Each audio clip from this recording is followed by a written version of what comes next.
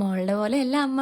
ദേ എത്തിക്കഴിഞ്ഞു. വിട്ടുകത്തിയും വിളിച്ചിട്ടാണ് അമ്മയുടെ വരവ്. പോരാളിയുടെ ഓർഡർ അനുസരിച്ച് നമ്മുടെ തുണി നമ്മൾ കഴുകണം. വേറെ ആരും കഴുകി തരില്ല കേട്ടോ. ഞാനൊരു ഭൂലോകം മടിച്ചായ കാരണം ഒന്നും ഇടാനില്ലാണ്ടാവുകയാണ് ഞാൻ തുണി കഴുകാറ്. ആ പരിപാടി അങ്ങനെ തകൃതി നടന്നുകൊണ്ടിരുന്നപ്പോഴായിരുന്നു ഇയാൾ വന്ന് വിട്ടത്.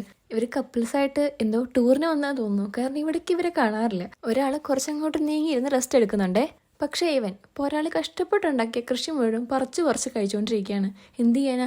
എന്ത് പറഞ്ഞിട്ട് ഇവൻ കേൾക്കുന്നുമില്ല, പോകുന്നുമില്ല. ലാസ്റ്റ് ഞാൻ പോരാളിനെ വിളിച്ച് കാര്യം അറിയിച്ചു. അമ്മ പറഞ്ഞു വേഗം ഓടിച്ചോ, ഇല്ലെങ്കിൽ അവർ ഇനിയും വരുമെന്ന്. ഒരു വട്ടം വന്നപ്പോൾ തന്നെ ഇങ്ങനെ, അപ്പൊ ഇനിയും വന്നുള്ള അവസ്ഥ എന്തായിരിക്കും?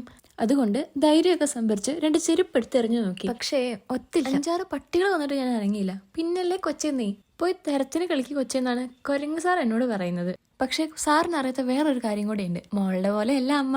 ദേ എത്തിക്കഴിഞ്ഞു. വിട്ടുകത്തിയും വിളിച്ചിട്ടാണ് അമ്മയുടെ വരവ്. അതൊക്കെ അത്രേ ഉള്ളൂ. അല്ലെങ്കിലും അമ്മ വണ്ടിയ സീനാണല്ലോ. ഇതും കഴിഞ്ഞ് കുറച്ചേരം കൂടെ നമ്മൾ ഇവന്റെ പിന്നാലെ നടന്നായിരുന്നു കേട്ടോ. അപ്പോൾ ഓക്കെ, ബൈ.